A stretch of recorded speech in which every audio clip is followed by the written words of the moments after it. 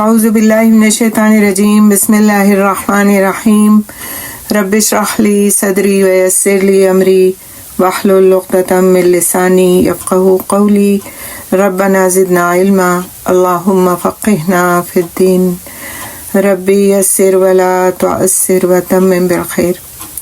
الحمدللہ ثم الحمدللہ، ہم نے اپنا رمضان کی تیاری کے تعلق سے جو سلسلہ شروع کیا تھا، آج اس کا ہمارا چوتھا سیشن ہے اور اس میں ہم اب شروع کریں گے رمضان کے متعلق پڑھنا۔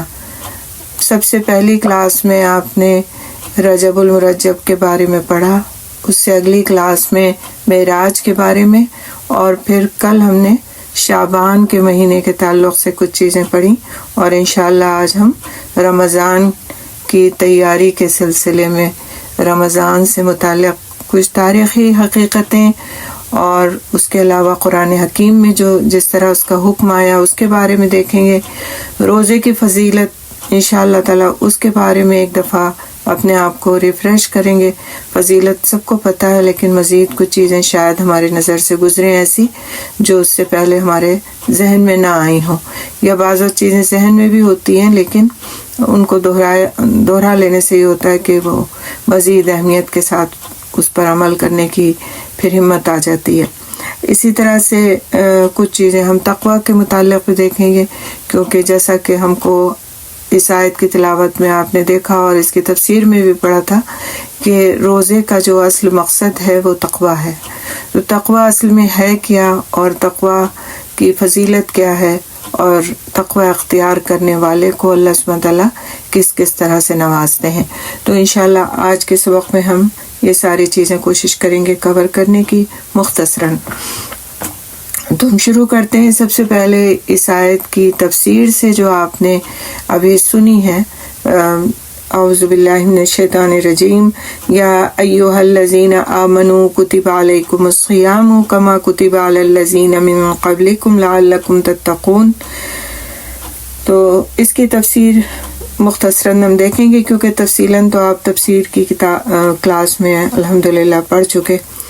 اللہ رب العزت کا احسان ہے کہ اس نے اپنے بندوں پر روزے فرض کیے، اللہ رب العزت کا احسان ہے۔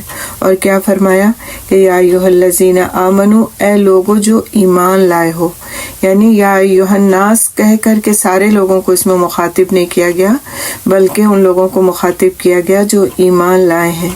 اے لوگو جو ایمان لائے ہو، اے وہ لوگوں جنہوں نے اللہ تعالیٰ اور اس کے رسول صلی اللہ علیہ وسلم کی تصدیق کی ہے، تم پر روزہ رکھنا فرض کر دیا گیا۔ تو امت سے خطاب کر کے حکم دیا گیا ہے کہ تم پر روزے فرض کیے گئے، لہٰذا ہر رمضان میں تم کو روزے رکھنا ہے۔ تو رمضان کے روزے ہر عاقل بالغ مسلمان پر فرض ہیں۔ اکثر یہ سوال آتا ہے، کل بھی کسی نے یہ سوال مجھے لکھ کر کے بھیجا تھا، کل یا پرسوں کی بات ہے، کہ کس عمر سے روزے فرض ہوتے ہیں۔ تو آپ دیکھیں کہ رمضان کے روزے ہر عاقل، یعنی جو شخص عقل والا نہیں ہے، پاگل ہے یا اسی طرح کا عقل میں اس کی کوئی فطور ہے، تو اس پر رمضان کے روزے فرض نہیں ہیں۔ کس پر فرض ہیں؟ عاقل بالغ مسلمان پر فرض ہیں۔ ٹھیک ہے، اللہ تعالیٰ نے اس کی فرضیت میں سہولت پیدا کی ہے۔ سورۃ البقرہ کی ابھی ہم آیت نمبر جب 84 دیکھیں گے تو اس میں مزید یہ چیز آئے گی۔ رمضان کے روزے رکھنا اسلام کے 5 بنیادی ارکان میں سے ہے۔ سیدنا عبداللہ بن عمر رضی اللہ تعالیٰ عنہ سے روایت ہے کہ رسول اکرم صلی اللہ علیہ وسلم نے فرمایا، اسلام کی بنیاد 5 چیزوں پر قائم کی گئی ہے۔ اول، گواہی دینا کہ اللہ کے سوا کوئی معبود نہیں، اور بے شک محمد صلی اللہ علیہ وسلم اللہ تعالیٰ کے سچے رسول ہیں، اور نماز قائم کرنا، اور زکوٰۃ ادا کرنا، اور حج کرنا، اور رمضان کے روزے رکھنا۔ اور یہ بخاری کی روایت ہے۔ کوئی اگر آپ سے پوچھے کہ قرآن کے علاوہ ہم کو کہاں ملتا ہے روزوں کی فرضیت کا حکم، تو یہ بخاری کی روایت ہے۔ اسی طرح بخاری کی ہی ایک دوسری روایت ہے، مریض اور مسافر کو روزہ نہ رکھنے کی اجازت دی گئی، لیکن یہ شرط عائد کی گئی کہ وہ بعد میں اس کی قضا کریں۔ اسی طرح حاملہ اور دودھ پلانے والی عورتیں بچوں کے نقصان کے اندیشے سے روزہ نہ رکھیں تو قضا کے ساتھ ایک مسکین کو کھانا بھی کھلائیں، چونکہ وہ یہ روزہ بیماری کا خوف سے نہیں چھوڑا جاتا کہ قضا کافی ہو، اس لیے اس کی تلافی مسکین کو کھانا کھلانے سے کی گئی ہے، اور یہ ترمذی کی روایت ہے۔ پھر فرمایا گیا اسی آیت میں کما کتب علی الذین من قبلکم، جیسے ان لوگوں پر فرض کیا گیا تھا جو تم سے پہلے تھے، یعنی جس طرح پہلی امتوں پر روزے فرض کیے گئے تھے۔ پہلے لوگوں سے مراد ساری امتیں ہیں، پہلے لوگوں سے مراد یہودی اور عیسائی بھی ہیں۔ سیدنا نوح علیہ السلام کی امت کے لیے ہر مہینے میں 3 روزوں کا حکم تھا۔ سیدنا حسن بصری رحمۃ اللہ علیہ فرماتے ہیں کہ پہلی امتوں پر بھی ایک پورے مہینے کے روزے فرض تھے۔ سیدنا ابن عمر رضی اللہ تعالیٰ عنہ فرماتے ہیں کہ پہلی امتوں کو یہ حکم تھا کہ جب وہ عشاء کی نماز ادا کر لیں اور سو جائیں تو کھانا پینا اور عورتوں سے مباشرت حرام ہو جاتی ہے، یعنی رمضان کے دنوں میں ان کے جو 1 مہینہ روزے کے دن ہوتے تھے اس میں۔ لعلکم تتقون، تاکہ تم بچ جاؤ۔ تو روزوں کی فرضیت کا بنیادی جو مقصد ہے وہ تقوی ہے، اسی لیے روزوں کی فرضیت کے حکم کے بعد فرمایا گیا لعلکم تتقون۔ امام ابن تیمیہ رحمۃ اللہ علیہ فرماتے ہیں کہ اللہ سبحانہ تعالیٰ نے جس چیز کا حکم دیا اس کے کرنے اور جس چیز سے منع کیا ہے اس کو ترک کر دینے کا نام تقوی ہے۔ اس کے بارے میں انشاءاللہ تھوڑا سا ہم تفصیل سے بھی پڑھیں گے اس آیت کو مکمل کرنے کے بعد۔ تو تقوی واجبات میں اہم ترین واجب کی حیثیت سے شرعاً معروف ہے، اور تقوی مخلوق کائنات میں سے ہر شخص پر واجب ہے۔ تو یہاں پر ہم تھوڑا سا دیکھیں گے کہ روزہ دراصل ہے کیا اور روزے کی فضیلتیں کیا کیا ہیں۔ تو صبح صادق سے لے کر غروب آفتاب تک کھانے پینے، فسق و فجور کے ارتکاب اور دن میں جمع کرنے سے رک جانا روزہ ہے۔ روزہ ایک راز ہے جو رب اور بندے کے درمیان ہوتا ہے۔ اپنے خالق کی محبت میں محبوب چیزوں کو چھوڑ دینا ایسا عمل ہے جس سے کوئی واقف نہیں ہو سکتا، یہی روزے کی حقیقت ہے۔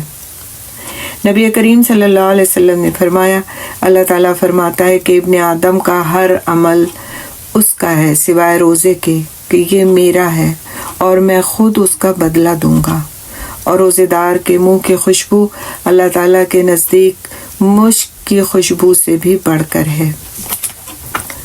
تو یہ جو بات کہی گئی کہ روزہ ایک راز ہے، تو راز کیسی چیز ہوتی ہے جو چھپی ہوئی ہوتی ہے، جس کا کسی کو علم نہیں ہوتا، اور جب تک کوئی بتائے نا اس کے بارے میں جس کا راز ہے، دوسرے انسان کو اس کا پتہ نہیں چلتا۔ تو آپ دیکھیں کہ روزہ ایک ایسی عبادت ہے، اگر آپ اسے بتائیں نا کسی کو تو دوسرے کو نہیں معلوم ہوتا کہ آپ کا روزہ ہے۔ نفل روزہ اگر آپ رکھے ہوئے ہوں، رمضان کے تو روزے سب کو پتہ ہوتا ہے زیادہ تر کہ سبھی لوگوں نے رکھا ہوا ہوتا ہے، یوزولی اللہ کہ کسی کی کوئی مجبوری ہو، لیکن باقی لوگوں نے رکھا ہوتا ہے۔ لیکن جب نفل روزے ہوتے ہیں تو جب تک آپ کسی سے کہیں نا کہ میرا روزہ ہے، دوسرے کو پتہ نہیں چلتا۔ تو یہ ایک چھپی ہوئی عبادت ہے، اور چھپی ہوئی عبادتیں، چھپا کر کی گئی ہوئی عبادتیں اللہ تعالیٰ کو بہت زیادہ محبوب ہوتی ہیں۔ ایک وہ عبادت ہے کہ جس کو ہم لوگوں کے سامنے کرنے پر مجبور ہوتے ہیں کہ ہم کریں گے تو لوگ دیکھیں گے ہی اسے، جیسے جماعت سے نماز پڑھنا ہے، تو اب آپ جماعت میں کھڑے ہوئے تو ظاہر ہے سبھی دیکھ رہے ہیں آپ کو۔ لیکن تہجد کو کیوں اتنی فضیلت ہے؟ کیونکہ اس کو انسان اپنے گھر میں چھپ کر کے خاموشی کے ساتھ ادا کرتا ہے، اور یہ اس کے اور رب کے درمیان ہوتا ہے کہ وہ ایک ایسی نماز پڑھ رہا ہے جس سے اس کا مقصد صرف اور صرف اس کے رب کی رضا ہے۔ اسی طرح سے روزہ ہے کہ جب تک کہ پتہ نہ دوسرے کو ہم خود اس کا پتہ نہ دیں، اس کو پتہ نہیں چلتا کہ اس شخص کا روزہ ہے۔ اسی طرح آپ دیکھیں کہ چھپا کر کیے گئے صدقے کی بہت زیادہ فضیلت ہے۔ زکوٰۃ تو سب کو پتہ ہے، بھائی یہ شخص اس کے پاس مال ہے تو یہ زکوٰۃ نکالتا ہی ہوگا، تو اکثر زکوٰۃ لینے والے لوگ آ بھی جاتے ہیں کہ بھئی آپ زکوٰۃ نکالتے ہیں تو ہمارا بھی خیال رکھیں۔ لیکن صدقے کا کسی کو پتہ نہیں ہوتا کہ یہ شخص صدقہ بھی نکالتا ہے تو کتنا نکالتا ہے۔ اب حج دیکھیے ایک ایسی عبادت ہے کہ سب کو اس کا پتہ چلتا ہے، جب کوئی جا رہا ہوتا ہے تو لوگوں کو پتہ ہوتا ہے کہ یہ حج کرنے جا رہا ہے۔ لیکن اسی طرح سے کچھ ایسے اعمال جو مجبوری ہے کہ وہ ظاہری ہوتے ہیں، ان کو بتانا ضروری ہوتا ہے یا وہ ان کا اظہار ہو ہی جاتا ہے، لیکن کچھ ایسے اعمال ہیں جو رب کے اور بندے کے درمیان ایک راز کی طرح ہوتے ہیں، خاموش راز، اور اس راز کی حفاظت بہت مشکل کام ہوتی ہے، اور اسی لیے اس کا اجر بھی بہت زیادہ ہے۔ جو لوگ تہجد پڑھتے ہیں کہیں نہ کہیں جا کے بول جاتے ہیں کہ میں تہجد میں اٹھی تھی تو میں نے فلاں کام کر لیا، یا تو فلاں بہت تہجد گزار ہے، یا میں تو جب سے میں نے تہجد شروع کی چھوڑی نہیں۔ تو اس طرح کی کوئی باتیں لوگ جو ہیں بعض وقت بے ساختگی میں کہہ جاتے ہیں، بعض وقت جتانے کے لیے کہہ جاتے ہیں، اور وہ حقیقت میں اپنی اس عبادت کے اس ثواب کے مستحق نہیں رہتے کہ اگر جس کو وہ چھپا کے کر رہے ہوتے تو ان کے لیے اس کا ثواب بہت زیادہ ہوتا۔ اسی طرح روزہ ہے، اور اسی لیے روزے کے ثواب کو اللہ سبحانہ تعالیٰ نے بہت زیادہ بتایا کہ میں دوں گا اس کا اجر۔ جیسے روزہ بندہ جب رکھتا ہے تو دوسرے کو پتہ نہیں چلتا، اسی طرح اللہ سبحانہ تعالیٰ نے اس کے اجر کو بھی بتایا نہیں کہ وہ اجر وہ خود دیں گے، اور وہ کتنا ہوگا اور کیا ہوگا اور کیسا ہوگا یہ صرف اللہ سبحانہ تعالیٰ کو پتہ ہے۔ تو بندے کا تو بس اس پر یقین ہونا چاہیے کہ اس کا رب جو کچھ دے گا وہ بیش قیمت ہوگا، اور ایسا ہوگا کہ اس کے تصور میں بھی نہیں آ سکتا کہ وہ اجر کیا ہوگا۔ حضرت ابو ہریرہ رضی اللہ تعالیٰ عنہ سے روایت ہے کہ رسول اکرم صلی اللہ علیہ وسلم نے فرمایا، اللہ تعالیٰ نے فرمایا ہے، انسان کا ہر عمل اس کے لیے ہے سوائے روزے کے کہ وہ صرف میرے لیے ہے اور میں ہی اس کی جزا دوں گا، اور روزہ ایک ڈھال ہے، پس جب تم میں سے کسی کا روزے کا دن ہو تو دل لگی کی باتیں نہ کرے اور نہ شور و غل کرے، اور اگر کوئی اسے گالی دے یا اس سے لڑائی جھگڑا کرے تو کہہ دے کہ میں تو روزے دار ہوں، یعنی اس وقت کہہ دے، بجائے اس کے کہ اس کا جواب دے، بتا دے کہ میں روزے دار ہوں، یعنی میں تمہاری باتوں کا اسی طرح جواب نہیں دے سکتا جس طرح تم بری بات کر رہے ہو، اور قسم ہے اس ذات کی جس کے ہاتھ میں محمد صلی اللہ علیہ وسلم کی جان ہے، روزے دار کے منہ کی بو اللہ کے ہاں کستوری کی خوشبو سے بھی زیادہ پاکیزہ ہے۔ روزے دار کے لیے 2 خوشیاں یعنی خوشی کے مواقع ہیں جن میں وہ خوش ہوتا ہے۔ جب وہ روزہ افطار کرتا ہے تو اپنا روزہ کھولنے سے خوش ہوتا ہے، اور جب اپنے رب سے ملے گا تو اپنے روزے سے خوش ہوگا، یعنی اس کی جزا دیکھ کر خوش ہوگا، اور یہ بخاری اور مسلم کی روایت ہے۔ اسی طرح مسلم کی ایک روایت میں ہے کہ انسان کے ہر عمل یعنی ہر نیک عمل کو 10 گنا سے 700 گنا تک بڑھا دیا جاتا ہے۔ اللہ تعالیٰ فرماتا ہے، مگر روزے کا معاملہ دیگر نیکیوں سے مختلف ہے، روزہ میرے لیے ہے اور میں ہی اس کی جزا دوں گا، میری وجہ سے ہی وہ اپنا کھانا پینا چھوڑتا ہے۔ روزے دار کے لیے 2 خوشیاں ہیں، ایک خوشی اس کے افطار کے وقت اور ایک خوشی اپنے رب کی ملاقات کے وقت، اور یقیناً اس کے منہ کی وہ اللہ کے نزدیک کستوری کی خوشبو سے بھی زیادہ پاکیزہ ہے۔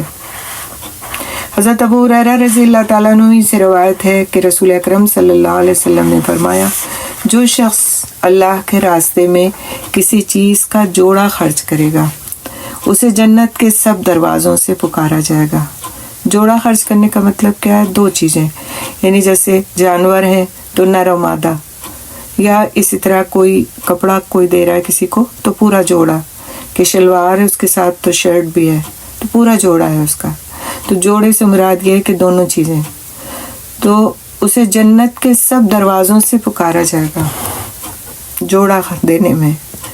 اے اللہ کے بندے، یہ دروازہ بہتر ہے، پس جو شخص نمازیوں میں سے ہوگا اسے باب الصلاۃ یعنی نمازیوں کے مخصوص دروازے سے پکارا جائے گا، جو جہاد کرنے والوں میں سے ہوگا اسے باب الجہاد سے پکارا جائے گا، جو روزہ رکھنے والوں میں سے ہوگا اسے باب الریان سے پکارا جائے گا، اور جو صدقہ کرنے والوں میں سے ہوگا اسے باب الصدقہ سے پکارا جائے گا۔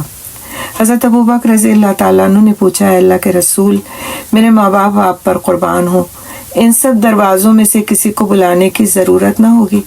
یعنی کہ کیونکہ مقصود جنت میں داخلہ ہے جس کے لیے ایک ہی دروازہ کافی ہے، لیکن کیا کوئی ایسا شخص بھی ہوگا جس کو ان تمام دروازوں سے پکارا جائے گا؟ آپ صلی اللہ علیہ وسلم نے فرمایا، ہاں، اور مجھے امید ہے کہ تو بھی انہی میں سے ہوگا، اور یہ بخاری و مسلم کی روایت ہے۔ یعنی ان کا کہنا یہ تھا کہ ایک ہی دروازے سے پکار لیا جائے گا، جنت میں انسان داخل ہو جائے گا، تو پھر سارے دروازوں سے پکارنے کی کیا ضرورت ہے۔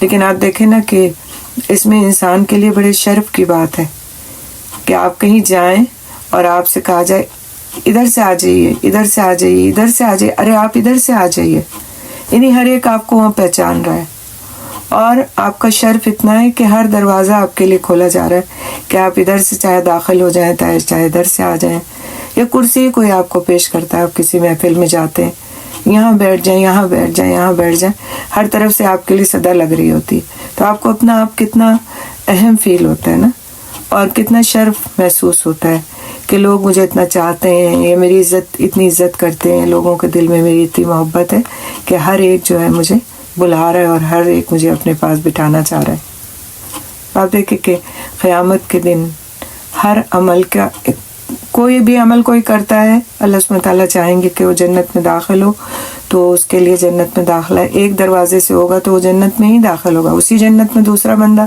دوسرے عمل کی وجہ سے داخل ہوگا، لیکن ایک ہوگا کہ ہر طرف سے اس کی پکار ہوگی۔ تو حضرت ابوبکر رضی اللہ تعالیٰ عنہ کا یہ تھا، ہم نے جیسے کہ جب سیرہ پڑھی تھی ان کی، کہ بہت زیادہ نیکیوں کے بارے میں حریص تھے، یعنی ان کو بڑی حرص ہوتی تھی کہ وہ زیادہ سے زیادہ نیکیاں کمائیں اور زیادہ سے زیادہ نیکیاں کمانے کے طریقے بھی سیکھیں۔ تو آپ صلی اللہ علیہ وسلم نے ان کو بشارت دی کہ وہ شخص تم بھی ان لوگوں میں ہوگے کہ جو اس طرح مختلف دروازوں سے پکارے جائیں گے۔ اسی طرح ایک اور حدیث بخاری اور مسلم کی ہے، سہل بن سعد رضی اللہ تعالیٰ عنہ سے روایت ہے کہ نبی کریم صلی اللہ علیہ وسلم نے فرمایا، جنت میں ایک دروازہ ہے جسے ریان کہا جاتا ہے، قیامت والے دن اس سے صرف روزے دار داخل ہوں گے، صرف روزے دار، اس کے سوا اس سے کوئی داخل نہیں ہوگا۔ کہا جائے گا روزے دار کہاں ہیں؟ تو وہ کھڑے ہوں گے یعنی اکٹھا کھڑے ہوں گے اور پھر اس میں داخل ہو جائیں گے، ان کے سوا اس سے کوئی اور داخل نہیں ہوگا۔ جب وہ داخل ہو جائیں گے یعنی روزے دار، تو اسے بند کر دیا جائے گا، چنانچہ کوئی اور اس سے داخل نہیں ہوگا، اور یہ بخاری و مسلم کی روایت ہے۔ تو اس میں روزے داروں کی خصوصی فضیلت کا بیان ہے۔ روزے داروں سے مراد وہ اہل ایمان ہیں جو رمضان کے فرض روزوں کے علاوہ دیگر ایام میں بھی کثرت سے نفلی روزے رکھتے ہیں۔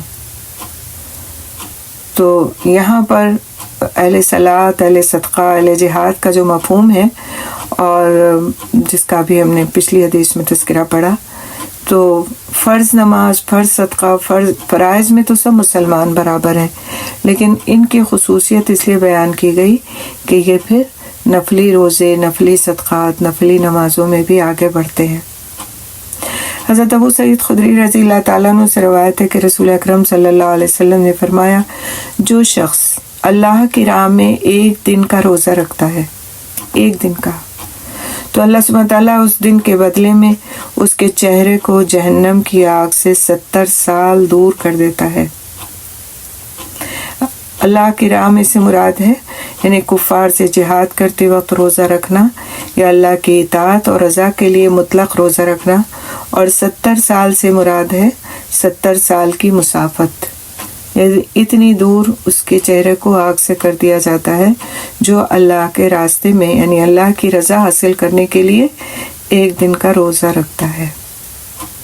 آپ دیکھیں کہ بعض وقت روزہ رمضان کے علاوہ روزے رکھنا ہمارے لیے مشکل ہوتا ہے، نفل روزے، بہت سارے دنیاوی مسائل ہمارے سامنے آ کر کھڑے ہو جاتے ہیں، آج گرمی بہت ہے، آج ہمیں کہیں جانا ہے، آج ہمارا فلاں کام ہے، آج بہت مصروفیت ہے، لیکن اگر اس کے ثواب کو ہم سوچ لیں تو یہ ثواب بہت بڑا ثواب ہے۔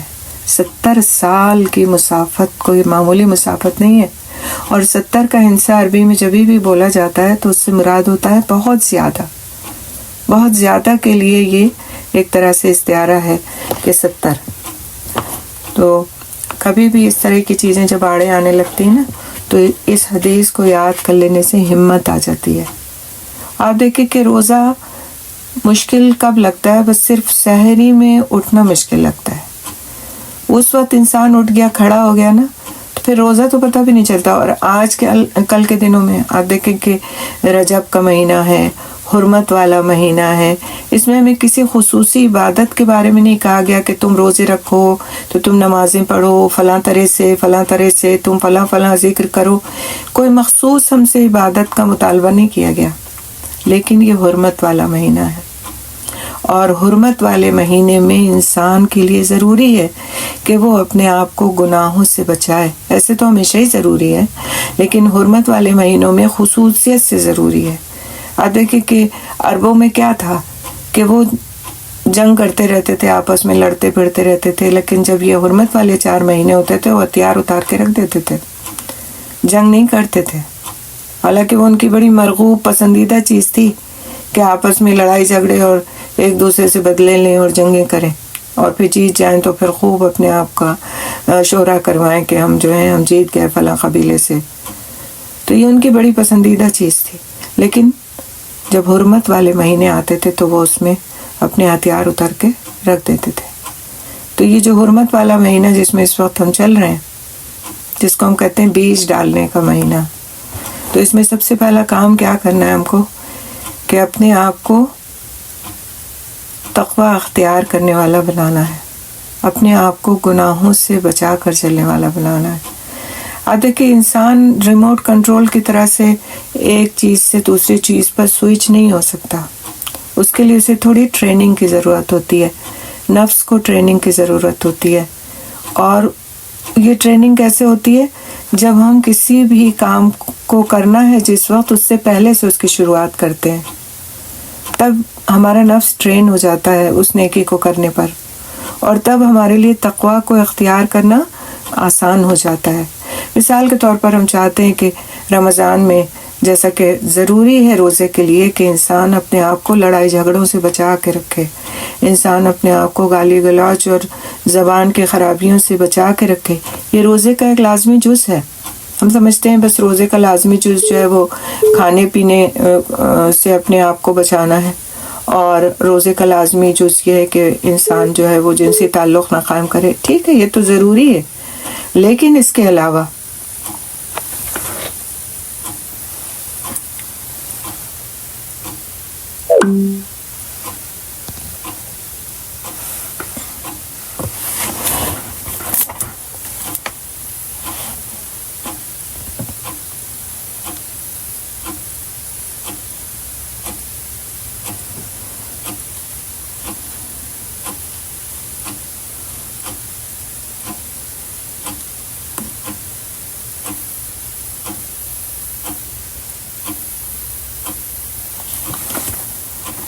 ایک منٹ یہ تھوڑا سا، تو اعوذ باللہ من الشیطان الرجیم، بسم اللہ الرحمن الرحیم۔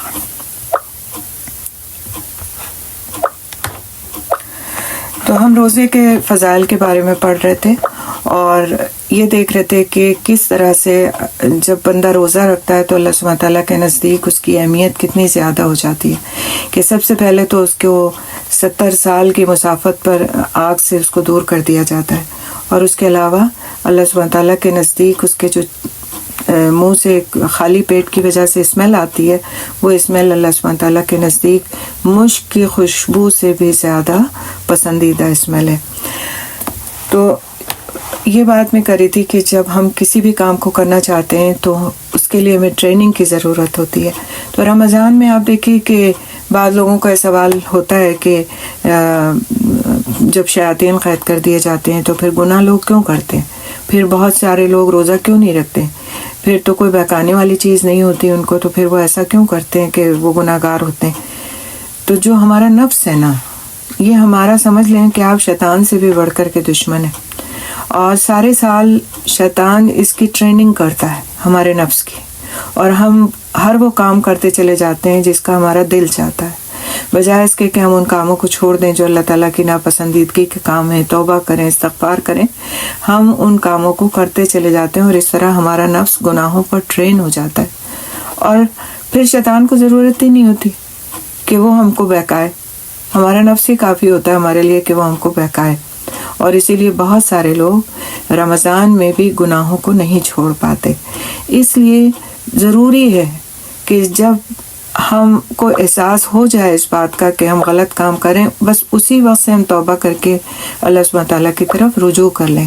اس کے لیے بہت ہی اچھے یہ مہینے ہیں رجب کے اور شعبان کے، کہ اس میں ہم ان کو اس بات کو اہمیت کے ساتھ سمجھیں کہ رجب کا مہینہ حرمت والا مہینہ ہے۔ اس مہینے میں گناہوں کی سزا بھی زیادہ ہے جس طرح نیکیوں کی جزا زیادہ ہے۔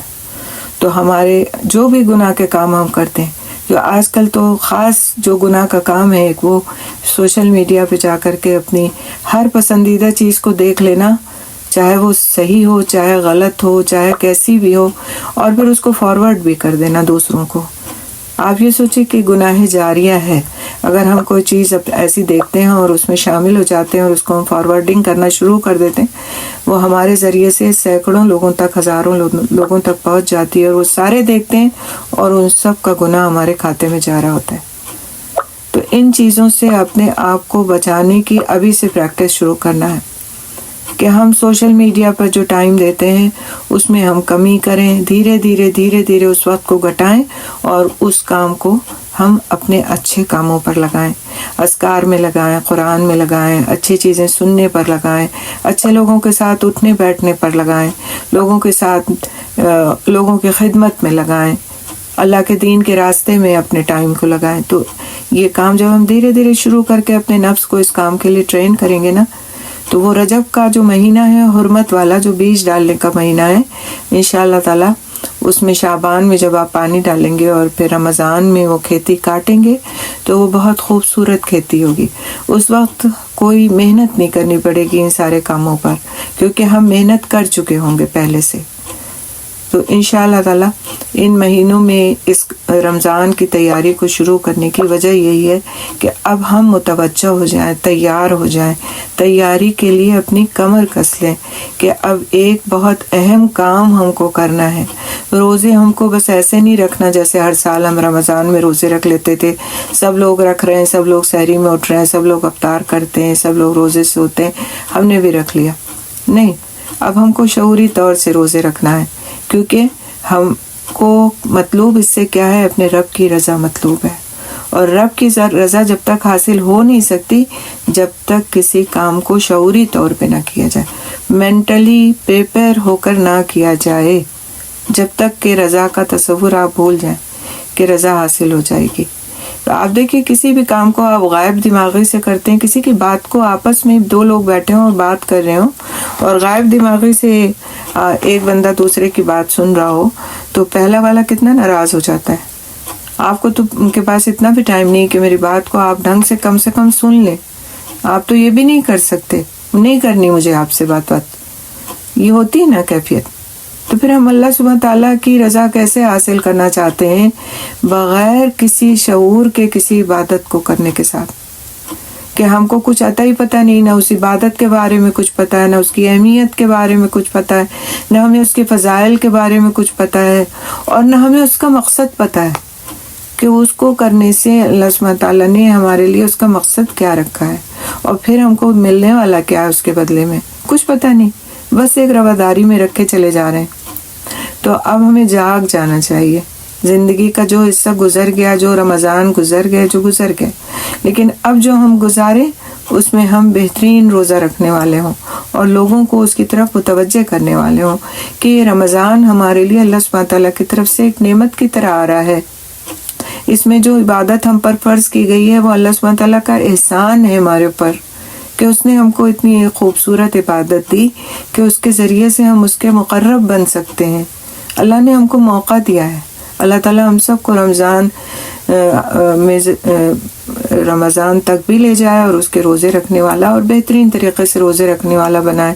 اس کے لیے خود کے لیے بھی دعا کرنی چاہیے اور اپنے دوسرے ساتھیوں کے لیے، اپنے گھر والوں کے لیے بھی دعا کرنا چاہیے، کیونکہ ہمارے اسلاف کا یہی طریقہ تھا کہ جب وہ رجب میں داخل ہو جاتے تھے تو پھر وہ رمضان کی تمنا کرتے تھے اور دعائیں مانگتے تھے کہ اللہ تعالیٰ ہم کو رمضان نصیب فرما، کیونکہ ان کو پتہ تھا کہ رمضان ایک ایسا مہینہ ہے کہ جس میں وہ کچھ حاصل ہوتا جو سال بھر حاصل نہیں ہوتا، تو اس کے لیے باقاعدہ دعائیں کرنا شروع کر دیتے تھے۔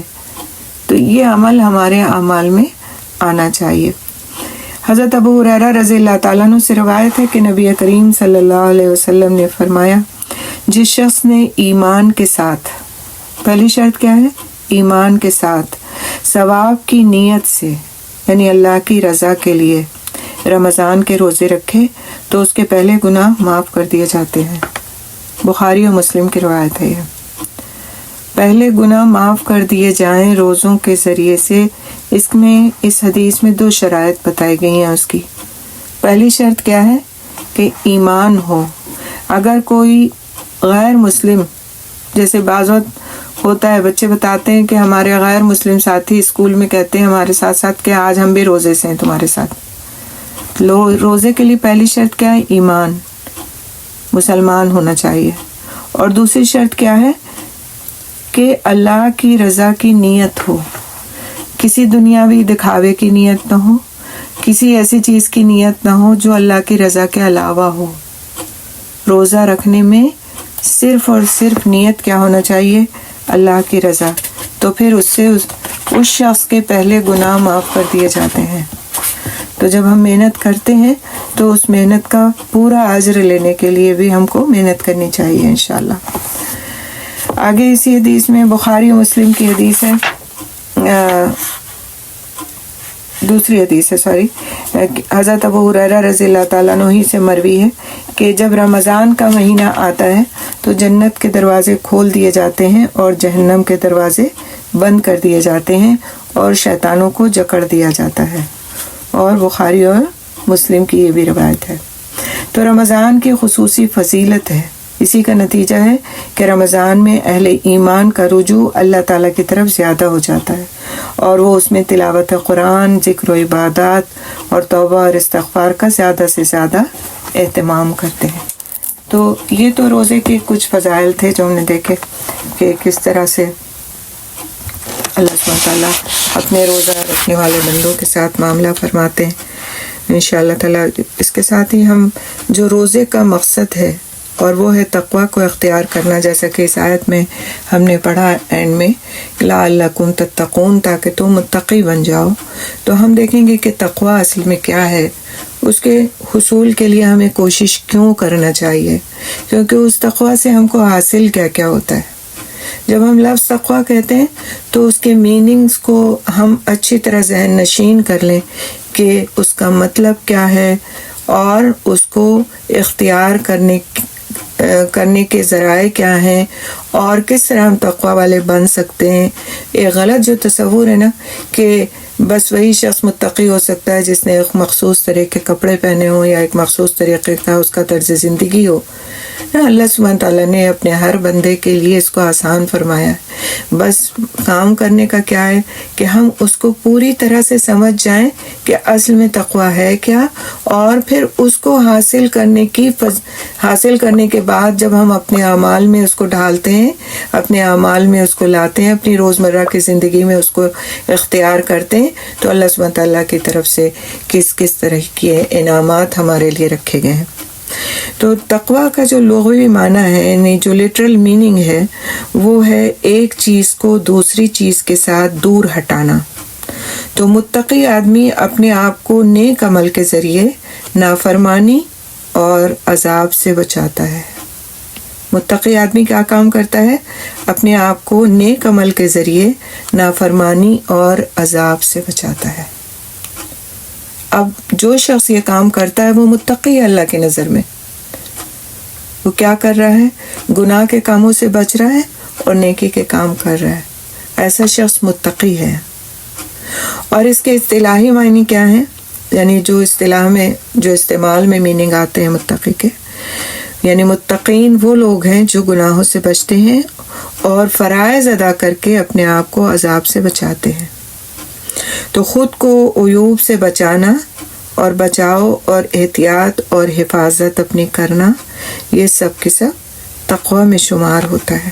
تو شریعت میں کمال درجے پر ہر اس چیز سے بچنا جو قیامت کے دن نقصان دے، یعنی اوامر کو بجا لانا، جن کاموں کا حکم دیا ہے ان کو بجا لانا، اور جن کاموں سے منع کیا گیا ہے اس سے بچ جانا، یہ تقویٰ ہے۔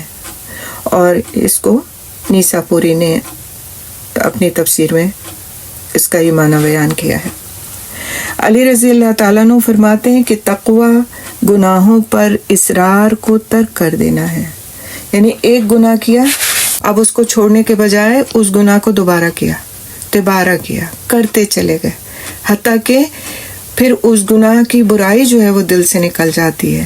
تو علی رضی اللہ تعالیٰ عنہ فرماتے ہیں کہ تقوی گناہوں پر اصرار کو چھوڑ دینا ہے۔ اور اس کے علاوہ تقوی کی اور کون کون سی چیزیں آتی ہیں تقوی میں؟ اللہ عز و جل سے ڈرنا، وحی الہی یعنی قرآن و سنت پر عمل کرنا، تھوڑے پر قناعت کرنا اور موت کی تیاری کرنا، تھوڑے پر قناعت کرنا اور موت کی تیاری کرنا، یہ سب کیا ہیں؟ تقوی کے عوامل ہیں، انگریڈینٹس جیسے آپ کہہ دینا کسی چیز کے، وہ ہیں۔ سب سے پہلا اللہ سبحانہ تعالیٰ سے ڈرنا، دوسرا قرآن اور سنت پر عمل کرنا، تیسرا تھوڑے پر قناعت کرنا، تھوڑا ہے ہمارے لیکن ہمارا دل مطمئن ہے کہ جو کچھ اللہ نے دیا ہے انشاءاللہ اللہ اس میں برکت ڈال دے گا تو یہ بہت ہو جائے گا۔ اور پھر چوتھا موت کی تیاری کرنا، جو شخص موت کی تیاری کرے گا ظاہر ہے گناہوں سے اپنے آپ کو بچائے گا، اور جو شخص گناہوں سے بچائے گا اللہ سبحانہ تعالیٰ اس کو توفیق دیں گے کہ وہ نیکی کے کام کرے، اور ظاہر ہے پھر ایسا انسان نیکی کے کاموں کی رغبت کرے گا، نیک کام کرے گا اور وہ نیک بنتا چلا جائے گا اور اللہ کی رضا اس کو حاصل ہو جائے گی۔ تو اسی طرح سے تقوی کے بارے میں یہ بات کہے گی کہ ان تعبد اللہ کأنک تراہ فإن لم تکن تراہ فإنہ یراک، کہ تم اللہ کی عبادت اس طرح سے کرو گویا کہ تم اس کو دیکھ رہے ہو، اگرچہ تم اس کو نہیں دیکھ رہے لیکن وہ تو تم کو دیکھتا ہے۔ تو یہ بھی ایک تقوی کی تعریف بیان کی گئی۔ ابن قیم رحمۃ اللہ علیہ تقوی کی مختلف شرعی تعریفات بیان کرتے ہوئے کہتے ہیں کہ حقیقت میں شرعی تقوی اللہ کی اطاعت میں کیا جانے والا وہ عمل ہے جو ایمان کی حالت میں اور اجر کی نیت رکھتے ہوئے اللہ کے احکامات پر عمل کرنے اور اس کی منہیات یعنی کہ جو جن چیزوں سے اس نے منع کیا ہے اس سے بچنے کی صورت میں سر انجام دیا جاتا ہے۔ بس اللہ نے جو حکم دیا ہے متقی انسان حکم دینے والے پر ایمان لاتے ہوئے اور اس کے وعدے کی تصدیق کرتے ہوئے اس پر عمل کرتا ہے، اور جس چیز سے اللہ نے منع کیا ہے وہ منع کرنے والے پر ایمان لاتے ہوئے یعنی رسول اکرم صلی اللہ علیہ وسلم پر اور اس کی وعید سے ڈرتے ہوئے اس کو چھوڑ دیتا ہے۔ بعض سلف کہتے ہیں کہ تم تقوی کی حقیقت کو اس وقت تک نہیں پہنچ سکتے جب تک کہ تم ایسے کام بھی چھوڑ دو جن میں کوئی حرج نہیں، اسی بات سے بچتے ہوئے کہ حرج والے کاموں میں نہ پڑ جاؤ۔ تم مباح چیزیں بھی اس لیے چھوڑ دو ممنوع سے بچتے ہوئے۔ تو یہ تقوی کی بہت ایک جس کو کہتے ہیں ہائیسٹ ڈگری کہ کوئی چیز جائز بھی ہے، مباح ہے، ہمارے لیے جائز ہے، اسے ہم کسی ضرورت کے وقت کسی اضطراری کیفیت میں سے اختیار کر سکتے ہیں، مباح ہے وہ ناجائز نہیں ہے، لیکن کہیں ایسا نہ ہو کہ اس میں بھی کوئی چیز ہمیں کسی وقت میں گناہ کی طرف لے جائے، تو پھر اس سے بھی بچنے کی صورت اگر کوئی اختیار کرتا ہے کہ نہیں ہم قناعت کریں گے، ہم تھوڑے پر قناعت کر لیں گے، ہم ایسے کاموں کے قریب بھی نہیں جائیں گے کہ جس کے قریب جانے میں ہمیں پھر اس میں پڑ جانے کا اندیشہ ہو، تو پھر یہ تقوی کی سب سے بلند ترین چوٹی ہے جس کو کہنا چاہیے۔ فیروز آبادی کہتے ہیں کہ تقوی سے مراد ہر اس چیز سے پرہیز کرنا ہے جس میں نقصان ہو، اور وہ ہے نافرمانی اور فضول کام۔ اب کوئی بیوقوفی کے کام کر رہا ہے، بے تکے کام کر رہا ہے، فضول کام کر رہا ہے جس کا کوئی حاصل وصول نہیں، حالانکہ وہ کوئی گناہ کے کام نہیں کر رہا ہے لیکن فضول کام کر رہا ہے۔ جیسے ہم بھی بہت کام کرتے ہیں نا، بس بیٹھے ہیں اسکرولنگ کر رہے ہیں، کچھ بھی نہیں، 10 دفعے کے پڑھے ہوئے میسیجز ہم پڑھ رہے ہیں، کیا ہو رہا ہے اس میں؟ گناہ کا کام ہم کوئی نہیں کر رہے اس میں، لیکن ہم اپنا وقت ضائع کر رہے ہیں، اور وقت ضائع کرنا وقت اللہ کی امانت ہے، اور وقت کو ضائع کرنا بھی جو ہے یہ بھی ایک ایسی چیز ہے کہ جو پھر انسان کو دھیرے دھیرے گناہ کی طرف لے جاتی ہے، ایک عادت پڑ جاتی ہے کہ یہ تو ہمارا اپنا ٹائم ہے، ہم اس کو جیسے چاہے استعمال کریں. بچوں کو ہم نے کھانا کھلا دیا ہوا ہے، بچوں کو ہم نے سلا دیا ہوا ہے، ان کا ہوم ورک کرا دیا ہوا ہے، گھر والوں کی ہر ضرورت ہم نے پوری کر دی. یہ ہمارا لیزر ٹائم ہے، یہ ہمارا اپنا ٹائم ہے، اس میں ہم جو مرضی آیا چاہے کریں. اب مرضی آیا کرنے والے کام میں ہم اس وقت کو ضائع کرتے ہیں اگر، تو یہ ضائع کرنا وقت کا جو ہے یہ بھی اللہ تعالیٰ کے نزدیک گناہ کا کام ہے. کیوں؟ یہ وقت اللہ کی امانت ہے اور اس کے بارے میں سوال کیا جائے گا. ہم نے تمہیں جوانی دی تھی، تم نے اسے کس چیز میں لگایا؟ ہم نے تمہیں وقت دیا تھا، اس کو کس چیز میں لگایا تم نے؟ تو اس وقت کے بارے میں جب سوال ہوگا تو اس سوال سے پہلے ہمیں اس کی تیاری کرنی ہے. اگر ہم کو اللہ سبحانہ تعالیٰ ایک فاضل وقت دے رہے ہیں، اس کا مطلب ایک نعمت دے رہے ہیں، تو اس کو ضائع کر دینا، اس کا اختیار ہم کو نہیں دیا گیا کہ اس کو جیسے مرضی چاہے ضائع کرو. فضول کاموں سے روکا گیا. ابن عمر رضی اللہ تعالیٰ عنہ فرماتے ہیں کہ بندہ تقویٰ کی اصل حقیقت کو نہیں پہنچ سکتا جب تک کہ جو بات دل میں کھٹکتی ہو اسے بالکل چھوڑ نہ دے. کسی بات کے لیے آپ کے دل میں اگر کھٹک ہے کہ یہ گناہ ہے یا نہیں ہے یا نہیں ہے، تو آپ جب تک اس بات کو چھوڑے رکھیں، جب تک آپ اس کے بارے میں پوری معلومات نہ کر لیں کہ آیا یہ کہ گناہ ہے کہ نہیں. ہاں، اگر وہ چیز حرام نہیں ہے، وہ چیز گناہ نہیں ہے، آپ اس کام کو کر سکتے ہیں، لیکن اس وقت تک کے لیے جب تک آپ کنفرم نہ کر لیں، جب تک کہ اس چیز کو چھوڑ دینا یہ تقویٰ ہے. مثال کے طور پر نظر نیاز کی مٹھائیاں آتی ہیں آپ کے پاس پڑوس سے، آج کل خاص طور سے جو بدعتی کام ہوتے ہیں اس میں لوگ آپ کے پاس بھیج دیتے ہیں. آپ کو نہیں پتا کہ آپ کو کھانی چاہیے کہ نہیں کھانی چاہیے. آپ کو نہیں پتا کہ آپ کے پڑوسی نے ویسے ہی تحفہ بھیجا ہے آپ کے گھر، یا انہوں نے کچھ اس پر غیر اللہ کے نام کی نظر نیاز کر کے بھیجا ہے. تو آپ کے لیے جائز نہیں ہے کہ آپ اس کو نہیں یہ تو پڑوس سے آیا ہے تو ہمارے لیے تحفہ ہے تو ہم کھا لیتے. نہیں، آپ کو ایسے دنوں میں خاص طور سے جب یہ نظر نیاز کے کام ہو رہتے ہیں، کوئی چیز آپ کے پاس آتی ہے تو آپ کو پوچھنا پڑے گا کیا آپ نے کس سلسلے میں بھیجا ہے ہم کو. ٹھیک ہے، تو یہی بات کہ جب شک والی چیزوں سے انسان بچنے لگتا ہے تو پھر وہ تقویٰ اختیار کرنا اس کے لیے آسان ہو جاتا ہے. جو بات دل میں کھٹکتی ہے جب تک اس کو نہ چھوڑ دے وہ تقوی کی اصل حقیقت کو نہیں پہنچ سکتا. یہ کون کہہ رہا ہے؟ ابن عمر رضی اللہ تعالیٰ عنہ. حضرت عمر رضی اللہ تعالیٰ عنہ کے جو بیٹے ہیں عبداللہ بن عمر، ان کا یہ کہنا ہے. اور یہ بھی کہا گیا کہ تقوی سے مراد نفس کی لذتوں کو ترک کر دینا اور خواہشات کی مخالفت کرنا ہے.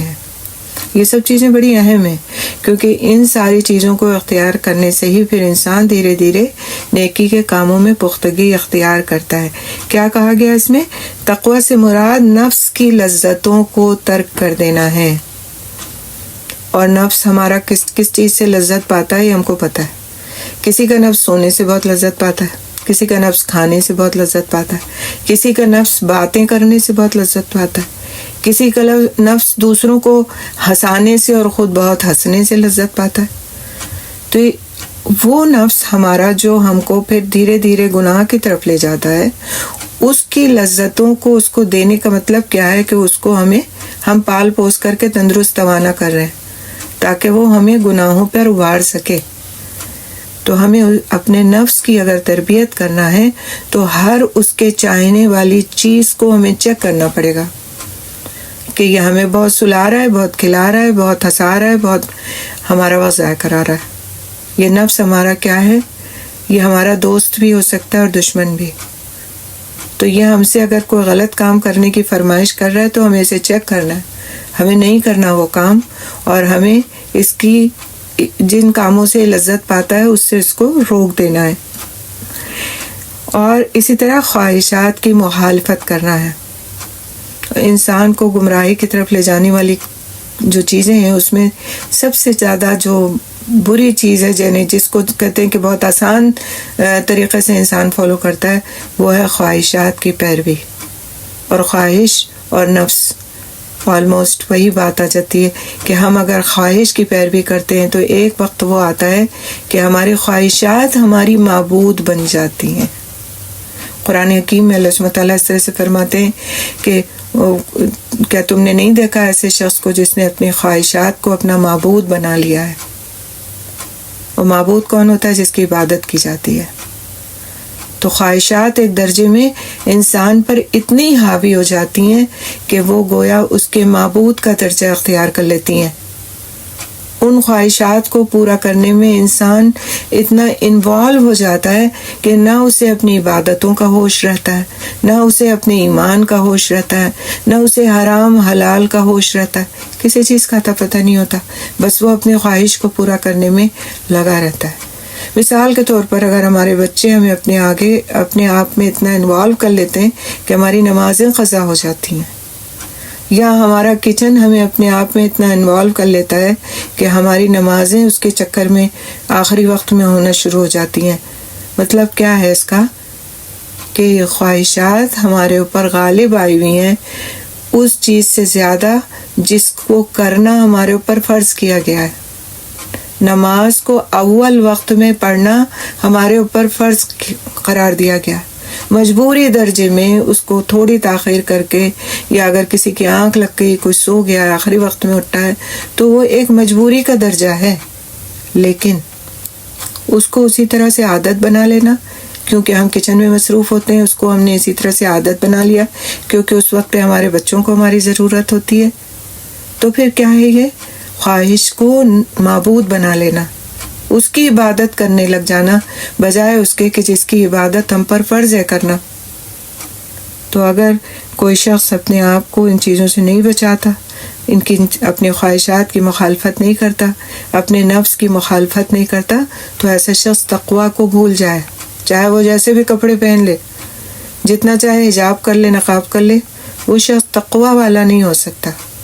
تقویٰ کے لیے ضروری ہے خواہشات پر قابو پانا، اپنے نفس پر قابو پانا، اپنے دل میں کھٹکتی ہوئی چیزوں کو چھوڑ دینا، اور ہر اس چیز سے پرہیز کرنا جو اللہ کی نظر میں ہمیں مجرم بنا دے، ایسے گناہوں سے احتیاط کرنا۔ اور اسی طرح سے ابن عمر رضی اللہ تعالیٰ عنہ نے ابی بن کعب سے تقویٰ کے بارے میں دریافت فرمایا، تو ابی بن کعب نے کہا کہ کیا آپ کانٹوں والے راستے سے گزرے ہیں؟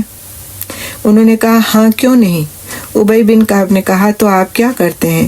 عمر رضی اللہ تعالیٰ عنہ نے فرمایا یعنی سمٹ کر، کپڑے بچا کر اور بھرپور کوشش کر کے احتیاط سے۔ جب ہم یعنی کانٹوں والے راستے سے گزرتے ہیں تو ہمارا طور طریقہ کیا ہوتا ہے کہ ہم اپنے کپڑوں کو بچا لیتے ہیں، کہ آپ تصور کریں پتلی سی پگڈنڈی، ادھر ادھر خاردار جھاڑیاں ہیں اور اس میں سے ہم کو نکل کے جانا ہے تو ہم اپنے کپڑوں کو سمیٹ لیتے ہیں۔ تو ابی بن کعب نے کہا کہ یہی تقویٰ ہے، یہی تقویٰ ہے کہ آپ اس دنیا کے کانٹے دار راستوں سے گزر رہے ہیں۔ دنیا میں ہر طرف خواہشات بکھری ہوئی ہیں، ہر طرف آپ کی جو ہے آپ کا نفس آپ کو غلط باتوں پر ابھار رہا ہے، ہر طرف ایسی چیزیں ہیں جو آپ کو اپنے اندر انوالو کرنا چاہتی ہیں، اور اس میں بڑی خوبصورتی ہے، بڑا حسن ہے، بڑی لذت ہے، لیکن آپ اپنے آپ کو ان سے بچا کر کے سیدھے راستے پر چلتے چلے جا رہے ہیں۔ تو پھر کیا ہے؟ یہی تقویٰ ہے۔ اور تقویٰ کا جو مقام ہے، جو جگہ ہے، وہ انسان کا دل ہے۔ رسول اکرم صلی اللہ علیہ وسلم نے اپنے دل کی طرف اشارہ کرتے ہوئے 3 مرتبہ فرمایا التقویٰ ہا ہنا، تقویٰ یہاں ہے، دل میں ہے، یعنی تو قلب سلیم والا ہی تقویٰ پاتا ہے، جس کا دل اللہ تعالیٰ کے خوف سے لبریز ہوتا ہے، پھر وہی شخص تقویٰ اختیار کرتا ہے۔ ابن قیم رحمۃ اللہ علیہ فرماتے ہیں کہ تقویٰ کے 3 درجات ہیں۔ پہلا کیا ہے؟ دل اور اعضاء کو گناہوں اور حرام کاموں سے بچانا۔ دل اور اپنے جسم کے اعضاء کو، یعنی اپنے کان، ناک، آنکھ، زبان، ان کو گناہوں اور حرام کاموں سے بچانا۔ پھر دوسرا درجہ کیا ہے؟ مکروہ کاموں سے بچانا، جو کام کراہت کے ساتھ جائز بھی ہیں ان سے بھی بچانا۔ اور پھر تیسرا اور سب سے افضل درجہ کیا ہے کہ فضول اور بے فائدہ چیزوں سے بچانا، ایسی چیزوں سے بچانا جس کا کوئی حاصل وصول نہیں، جو صرف آپ کا وقت ضائع کر دیتی ہیں، ایسی چیزوں سے بھی اپنے آپ کو بچانا۔ یہ تقویٰ کا اعلیٰ ترین درجہ ہے۔ آپ دیکھیں کہ قرآن حکیم کے آغاز میں ہی تقویٰ کا حکم دے دیا گیا جیسے ہی سورہ بقرہ شروع ہوتی ہے اللہ سبحانہ تعالیٰ فرماتے ہیں بسم اللہ الرحمن الرحیم الف لام میم ذالک الکتاب لا ریب فیہ ھدی للمتقین. ہدایت کس کے لیے ہے؟ تقوی اختیار کرنے والوں کے لیے ہدایت ہے. تو پھر ہدایت جس کو چاہیے اس کو تقوی اختیار کرنے کی ضرورت ہے. اور پھر تقوی اختیار کیسے کیا جائے گا اس کو بھی ہم نے دیکھا. تقوی کی جو اہمیت اور فضیلت ہے اس کو ہم دیکھتے ہیں. کچھ چند منٹ ہمارے پاس ہیں بھی، انشاءاللہ جتنا کر سکیں گے اس میں کریں گے. تو سورہ نساء کی آیت نمبر 131 میں اللہ سبحانہ تعالیٰ فرماتے ہیں وَلَقَدْ وَصَّيْنَا الَّذِينَ أُوتُوا الْكِتَابَ مِنْ قَبْلِكُمْ وَإِيَّاكُمْ أَنِ اتَّقُوا اللَّهَ. اور بلا شبہ یقیناً ہم نے ان لوگوں کو جنہیں تم سے پہلے کتاب دی گئی اور تمہیں بھی تاکیدی حکم دیا ہے کہ اللہ کا تقوی اختیار کرو.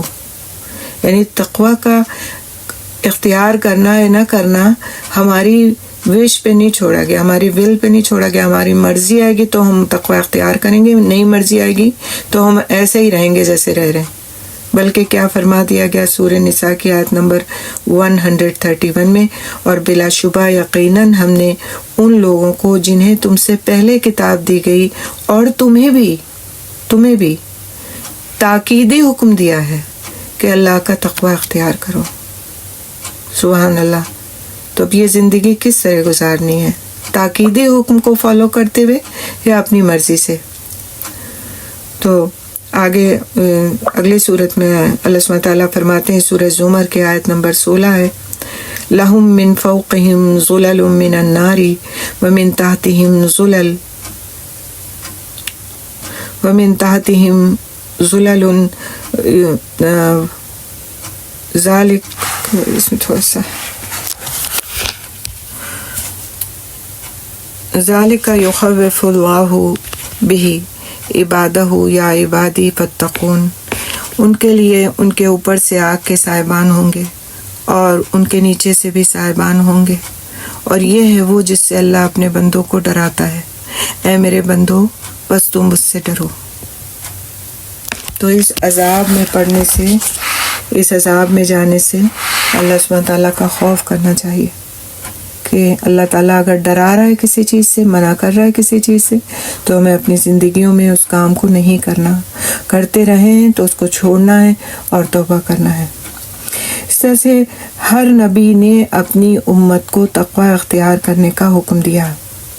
حضرت نوح علیہ السلام نے سورۃ الشعراء کی آیت نمبر 106 ہے کہ جب ان سے ان کے بھائی نوح نے کہا کیا تم تقوی اختیار نہیں کرتے، یعنی قوم سے حضرت نوح علیہ السلام نے فرمایا کہ کیا تم تقوی اختیار نہیں کرتے. اسی طرح سے سورۃ الشعراء کی آیت نمبر 42 میں ہے کہ جب ان سے ان کے بھائی ہود نے کہا کیا تم تقوی اختیار نہیں کرتے، یعنی کہ بھائی سے یہاں مراد ہے دینی بھائی. اسی طرح حضرت صالح علیہ السلام نے سورۃ الشعراء کی آیت نمبر 161 میں اپنی قوم سے کہا کہ کیا تم تقوی اختیار نہیں کرتے.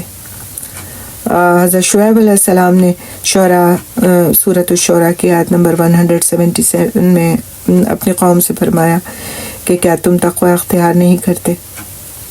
اور اسی طرح ابراہیم علیہ السلام کے لیے آتا ہے قرآن حکیم میں وَإِبْرَاهِيمَ إِذْ قَالَ لِقَوْمِهِ اعْبُدُوا اللَّهَ وَاتَّقُوهُ ذَلِكُمْ خَيْرٌ لَكُمْ إِن كُنتُمْ تَعْلَمُونَ. سورۃ العنکبوت کی آیت نمبر 16 ہے. اور ابراہیم علیہ السلام کو جب اس نے اپنی قوم سے کہا اللہ کی عبادت کرو اور اس کا تقوی اختیار کرو، یہ تمہارے لیے بہتر ہے اگر تم جانتے ہو. قرآن حکیم میں اللہ سبحانہ تعالیٰ فرماتے ہیں سورہ بقرہ کی آیت نمبر 21 میں آپ نے پڑھا بھی تھا کہ یا ایھا الناس اعبدوا ربکم الذی خلقکم والذین من قبلکم لعلکم تتقون. اے لوگو اپنے اس رب کی عبادت کرو جس نے تمہیں بھی پیدا کیا اور تم سے پہلے لوگوں کو بھی، تاکہ تم میں تقوی پیدا ہو. یا ایھا الذین آمنوا کتب علیکم الصیام کما کتب علی الذین من قبلکم لعلکم تتقون. اے ایمان والو تم پر روزے فرض کر دیے گئے جیسا کہ تم سے پہلے لوگوں پر بھی فرض کیے گئے تھے، اور اس کا مقصد کیا ہے کہ تم میں تقوی پیدا ہو. تو اعمال کی قبولیت کا دار و مدار تقوی پر ہے. انما یتقبل اللہ من المتقین آیت نمبر 27 सूरत मायदा की है कि अल्लाह तो मुत्तकी लोगों ही से कबूल फरमाता है, यानी जो अमाल की कबूलियत है उसका दारोमदार काहे पर है? तक़वा पर है।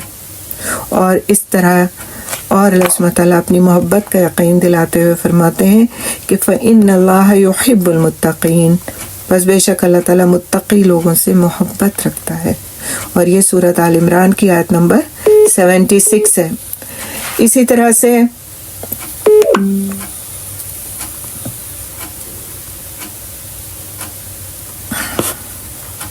इसमें क्या होता है कि बस डिस्कनेक्ट हो जाती है मीटिंग। थोड़ा सा इंशाअल्लाह ताला हम करके, वक्त हमारा ऑलमोस्ट कंप्लीट हो गया, बस थोड़ा सा आखिर का करके इसे को हम ख़त्म करेंगे। तो इसी तरह से तक़वा के मुतालिक जो एक तक़वा का बहुत बड़ा इनाम है तक़वा इख्तियार करने वालों के लिए, वो ये है कि इससे तक़वा इख्तियार करने वालों के लिए अल्लाह सुब्हानहू व तआला अपनी दोस्ती का यकीन दिलाते हैं।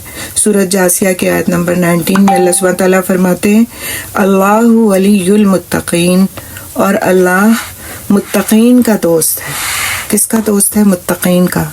और फिर जिसका दोस्त अल्लाह हो जाए, क्या किसी को उसके किसी और को ज़रूरत है? किसी और की ज़रूरत है फिर उसके लिए? तो तक़वा इतनी अहम चीज़ है।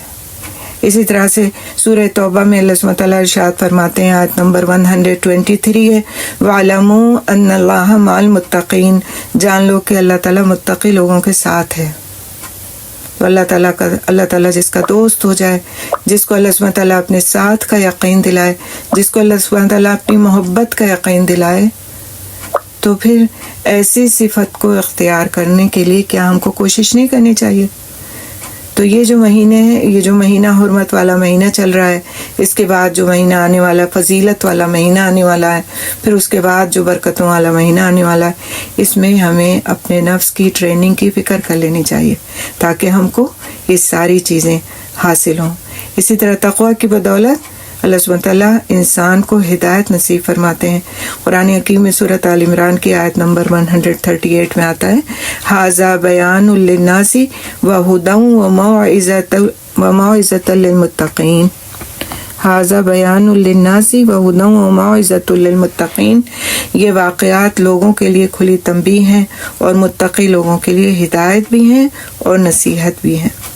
इसी तरह सूरत अनफाल में अल्लाह सुब्हानहू व तआला आयत नंबर 29 में फरमाते हैं, या अय्युहल्लज़ीना आमनू इन तत्तक़ुल्लाह यजअल लकुम फ़ुरक़ानन व युकफ़िर अन्कुम सय्यातिकुम व यग़फ़िर लकुम वल्लाहु ज़ुल फ़ज़्लिल अज़ीम। ऐ लोगो जो ईमान लाए हो, अगर तुम अल्लाह का तक़वा इख्तियार करोगे तो वो तुम्हारे लिए हक़ व बातिल में फ़र्क करने की बड़ी क़ुव्वत बना देगा और तुमसे तुम्हारी बुराइयां दूर कर देगा और तुम्हें बख्श देगा, और अल्लाह बहुत बड़े फज़ल वाला है। कितनी सारी नेमतों का बयान किया गया। अगर ईमान लाए और तक़वा इख्तियार किया तो सबसे बड़ी चीज़ क्या तुमको अता होगी कि हक़ व बातिल में फ़र्क की क़ुव्वत तुम्हारे अंदर आ जाएगी। आज हमारे अंदर यही इसी क़ुव्वत की तो कमी है ना कि हम हक़ को हक़ और बातिल को बातिल नहीं समझ पाते और हम डगमगाते रहते हैं, शक की कैफियत में रहते हैं, यकीन हमारा पुख्ता नहीं होता। लेकिन जब अल्लाह सुब्हानहू व तआला का तक़वा इंसान इख्तियार करेगा तो फिर अल्लाह सुब्हानहू व तआला बुराइयां दूर कर देगा, बख्शिश अता फरमाएगा और वो बड़े फज़ल वाला है और हक़ व बातिल में हमें फ़र्क करने वाला बना देगा। तो यहीं पर हम रुकते हैं। इंशाअल्लाह ताला कुछ और मज़ीद फ़ज़ाइल हम नेक्स्ट क्लास में देखेंगे। आप सबसे मेरी यही गुजारिश है कि इन क्लासेस से अपने आप को जोड़ के रखिए। इंशाअल्लाह ताला इसके फ़ायदे को आप रमज़ान में महसूस करेंगे, जो कुछ आप आज पढ़ रहे हैं। और इसके लिए बहुत माज़रत, जो हमारी मीटिंग 1-2 बार डिस्कनेक्ट हो गई। तो कोई सवाल आपका रहता तो कर लें, क्योंकि लास्ट क्लास में भी सवालात का सिलसिला नहीं हो पाया था। तो आज आपको अगर कोई सवाल रहता है तो आप ज़रूर कर लीजिए, ठीक है। अस्सलाम वालेकुम रहमतुल्लाहि व बरकातुहू। सुब्हानल्लाह बिहम्दी, सुब्हानक अल्लाहुम्मा बिहम्दिका, नशहदु अल्ला इलाहा इल्ला अंता, नस्तगफिरुका व नतूबु इलैक। अस्सलाम वालेकुम रहमतुल्लाहि व बरकातुहू।